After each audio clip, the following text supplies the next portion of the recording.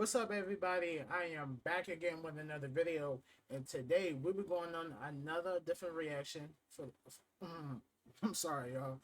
For today, so I'm gonna read the title for y'all. Top 20 worst things that ever happened to SpongeBob SquarePants.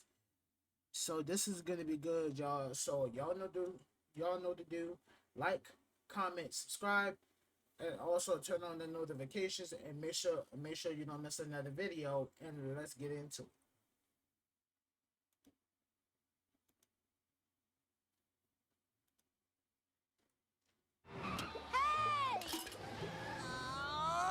Welcome to Watch Mojo, and today we're counting down our picks for the top 20 worst things that ever happened to SpongeBob SquarePants. You'll get this star back when you earn it. For this list, we're looking at the most painful, embarrassing, and hurtful experiences SpongeBob has ever had. What do you think is the worst thing to ever happen to the beloved Sponge? Let us know in the comments. Number 20, breaking his butt. SpongeBob really should have listened to Sandy and been more vigilant while sandboarding. Don't worry, guys. Everything's under control, because I'm an expert!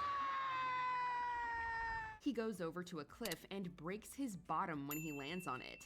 Ouch. After having it glued back together like some bizarre puzzle, the prospect of possibly being put into the iron butt leads SpongeBob to becoming scared of getting hurt again. One more injury like that, and you could wind up like that poor creature there, in the iron butt.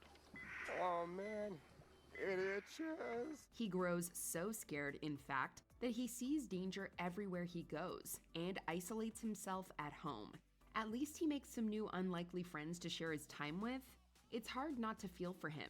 The injury itself is bad enough, and the psychological consequences end up temporarily being devastating. Number 19, getting yelled at. SpongeBob traverses the desert, braves a tornado, and worst of all, survives Squidward's relentless negativity, all to deliver the first and presumably last ever Krusty Krab pizza. Krusty Krab pizza is the pizza for you and me. The Krusty Krab pizza is the pizza. And my feet are killing me. When a customer calls to have a pizza delivered, Mr. Krabs decides that his dining establishment now provides that service and menu item. But SpongeBob and Squidward's wayward journey is all for naught when the customer freaks out at our favorite yellow sponge for supposedly forgetting his drink. Where's my drink? What drink? My drink?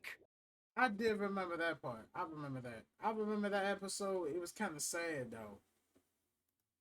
My diet Dr. Kelp? Don't tell me you forgot my drink! But you didn't order any. How am I supposed to eat this pizza without my drink? Oh, the ingratitude. Seeing SpongeBob sob uncontrollably breaks our hearts. He hasn't done anything to deserve this, especially considering the effort he put into completing the delivery in the first place. At least some good comes out of the ordeal when Squidward shows the guy what's up. Look, I told you, little friend, I ain't paying for that! Well, this one's on the... Number 18, getting fired from the Krusty Krab. SpongeBob loves his job at the Krusty Krab, but one day, the unthinkable happens. Mr. Krabs fires him just so that the greedy crustacean would save a measly nickel. You know I love you like a son, but you can't argue with a nickel. But. SpongeBob goes into a depression before finally attempting to get back out there, only to get harshly rejected by other restaurants for only being able to produce burgers. That is, until they decide they want him back and forcefully take him. My customers love your little sliders. Now get to work! I'm pretty sure this is illegal.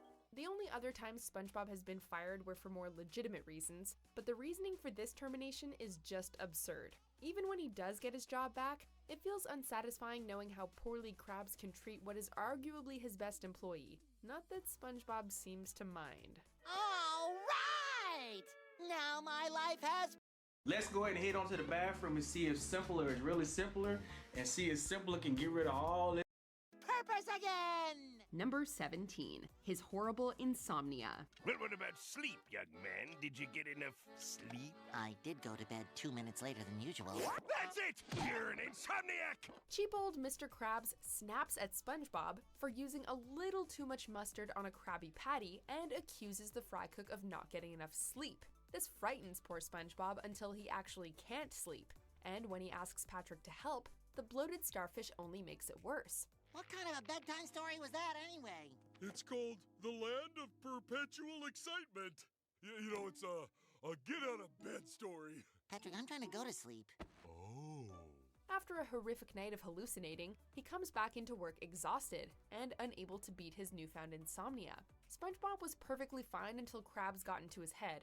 It makes you wonder who's more likely to jeopardize the Krusty Krab, a slightly tired SpongeBob, or a stingy tightwad who overreacts to a minor inconvenience and scares his employees sleepless. I tried. I really tried. But my insomnia got the best of me. Now he's crying away me mustard. Number 16, Krabbyland.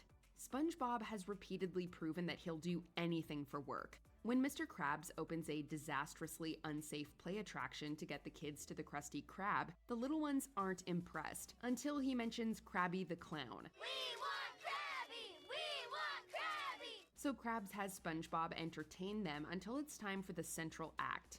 Unfortunately, the only thing the children enjoy is when SpongeBob hurts himself.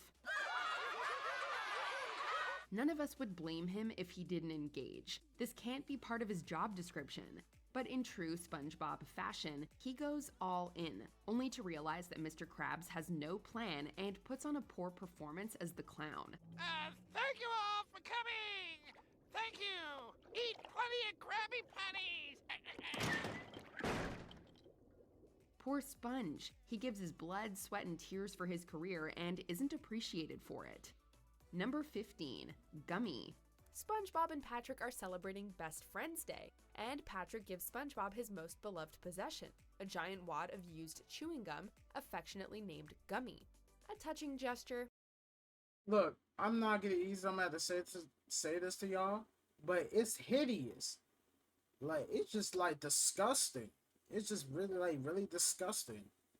Except that the ball is a foul-smelling eyesore, and apparently other poor citizens were trapped in its gooey center. Oh, thank Neptune!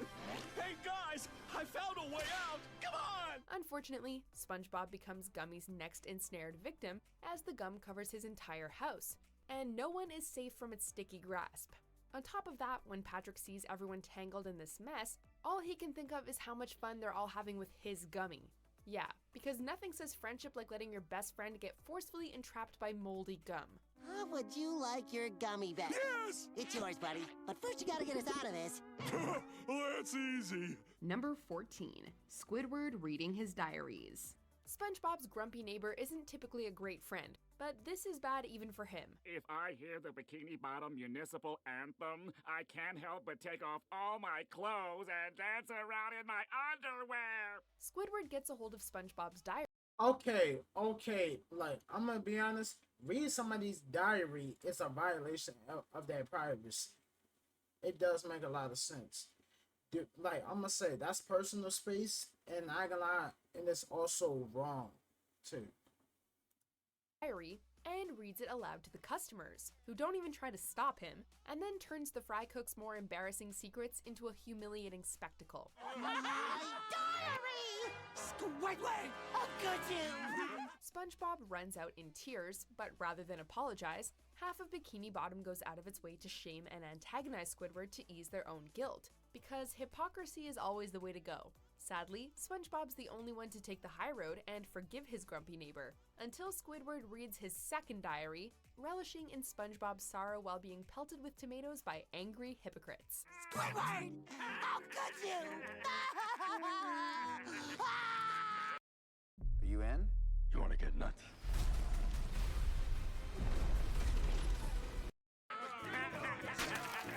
Number 13, House eaten by nematodes. Your place of residence being destroyed is devastating under any circumstance. And SpongeBob's pineapple house is iconic, making it sting a little extra when he loses it. While he and Gary are sound asleep without a worry in the world, a slew of nematodes invade Bikini Bottom. Soon, they devour the home around our Sponge and his pet, leaving them without a place to live.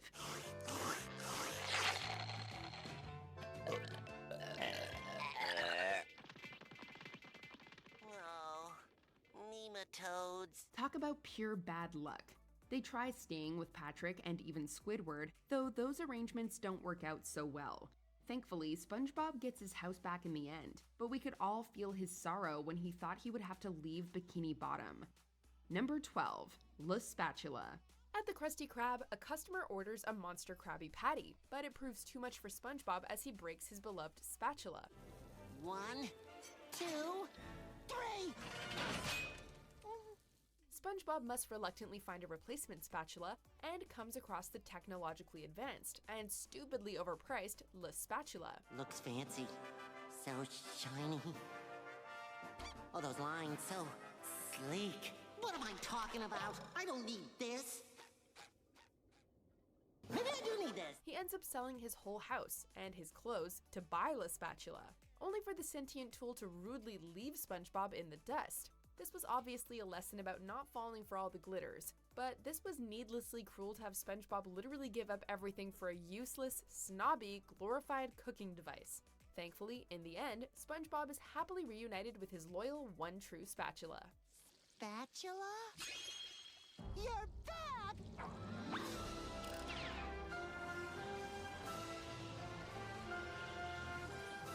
Number 11. Attacked from the inside. Mermaid Man accidentally leaves his belt behind at the Krusty Krab, and SpongeBob gets a little trigger-happy with it. There you go. Come again, sir. SpongeBob, what's going on in here? It isn't long before he shrinks every Bikini Bottom resident, paranoid they'll get him in trouble with Mermaid Man.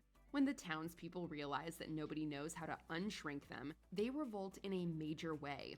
Indeed, they crawl into SpongeBob's body through his pores and attack him from the inside.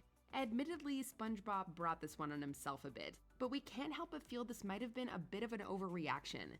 Getting hurt from within like that is just brutal. We've been shrinking for years, but this is ridiculous.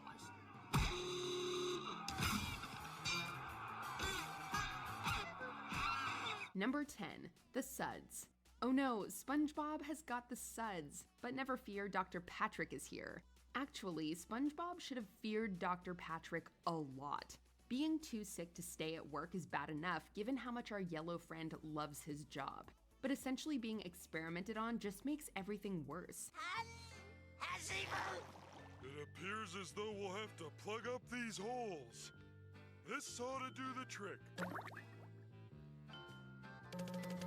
Patrick scares SpongeBob out of seeing a real medical professional and takes over his care, with disastrous consequences. The starfish clogs up all of SpongeBob's pores in order to keep the suds in, but that's obviously a bad idea. Our guy practically explodes after all that buildup.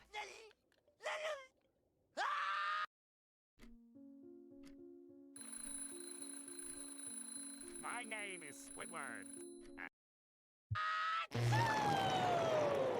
How much suffering can one sponge take? Number 9. Getting lost in rock bottom. Anyone who's ever gotten turned around on public transportation in an unfamiliar place can probably attest to how scary it is to find yourself lost all alone. Patrick, I think we're on the wrong... SpongeBob and Patrick accidentally get on the wrong bus on the way home from the theme park and find themselves in a town called Rock Bottom. The name of the place alone should tell you how terrifying the ordeal is. SpongeBob is abandoned by Patrick, misses several buses, and has to wait in that never-ending line with all those unfamiliar creatures, not knowing if or when he'll make it home. I am 329th in line, and nobody forget it. Of course, he eventually does, but that doesn't make this any less traumatic. Number 8. SpongeBob No Pants. Yo-ho, yo-ho! Near the hooks, I'll never go. Yo-ho, yo-ho! Near the hooks, we'll never go.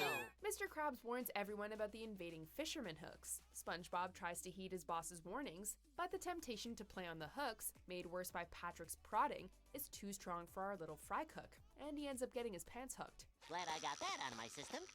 Oh! I'm hooked! And that means... In danger of being dragged up to the surface, SpongeBob has no choice but to strip naked in front of a group of teenage girls. It turns out that Mr. Krabs set up this particular hook to scare SpongeBob straight, and while he definitely needed to learn his lesson, it was still a little mean to publicly humiliate the little guy like this. Oh, look! It's SpongeBob Nudie Pants! Number 7. Not having access to water. He needed it. When SpongeBob first meets Sandy, she invites him over, but she doesn't realize that he needs water to live, and he can't bring himself to confess that he can't breathe in the air. That's how I like my air.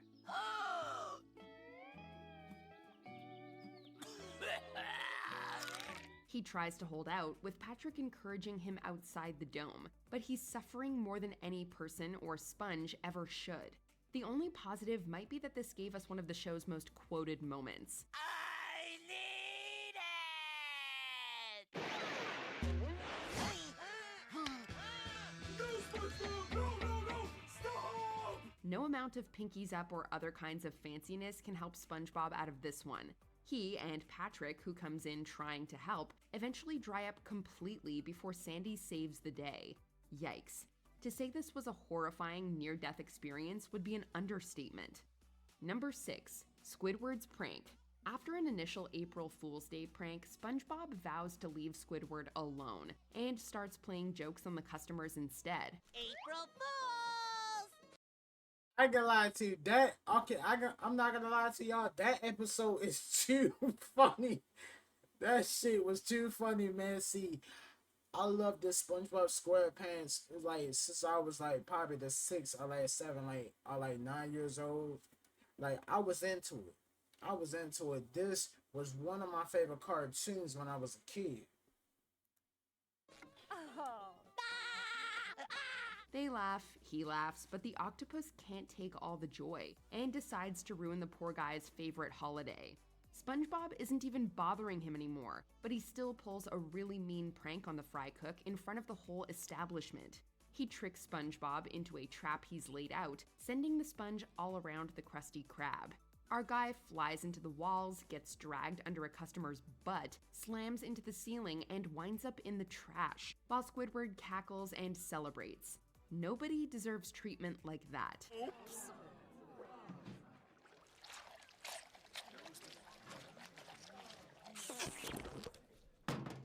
April Fools, you little sausage! Sick of all the ads like this one? Just head to adskiller.com, click on Activate Now. Number 5. Getting stuck in the ringer. This is not going well. After taking a shower, SpongeBob accidentally gets lodged in his ringer, and Patrick, the best friend, stupidly makes it worse with forever glue. There you go, buddy. Now you're stuck forever. Gee, thanks, Patrick. Now I'm stuck forever. Unable to work, SpongeBob is treated to a day out by his pink pal, which mostly consists of Patrick having fun while SpongeBob suffers because of his condition. He finally blows his stack and rightfully calls Patrick out for his blundering, but the townsfolk shame him for yelling at his so-called friend. You know, kid, your body isn't the problem. It's your heart. Huh? You deserve what you've gotten. Come on, we're out of here. How is it fair to call SpongeBob the bad guy for standing up for himself, especially since this was literally all Patrick's fault? These two may be best buddies, but moments like this make us wonder why. Number 4. The Splinter. Oh, you really saved me! At work, SpongeBob gets a nasty splinter jammed in his thumb. Not only is it extremely painful, but it can't be removed without graphically ripping off his own skin. When Squidward scares him into thinking he'll be sent home due to his injury, SpongeBob desperately seeks help from Dr. Patrick, who only makes the affliction worse than it already was. There appears to be a little bit of swelling. I'm about to say this to y'all. Patrick Star always make things worse. This garbage compress should help that go down.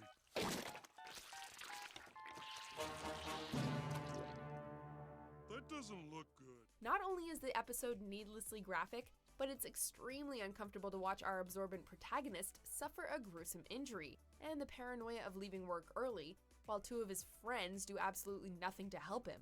Even the removal of the splinter leaves a disgusting taste in our mouths. Problems happen.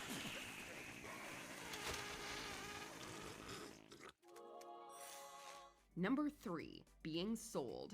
By now we know that SpongeBob always gives his all to his job, no matter how terrible Squidward or Mr. Krabs are to him. When the Flying Dutchman threatens to take Mr. Krabs to Davy Jones' locker for his horrendous cheapness, SpongeBob has his employer's back. This Mr. Krabs is the most generous, big-hearted, non-skin-flinted crab in the whole sea. But though he defends his boss, Krabs wastes no time letting him down by trading him for every penny the Dutchman has on him, which is only 62 cents, by the way. The greedy...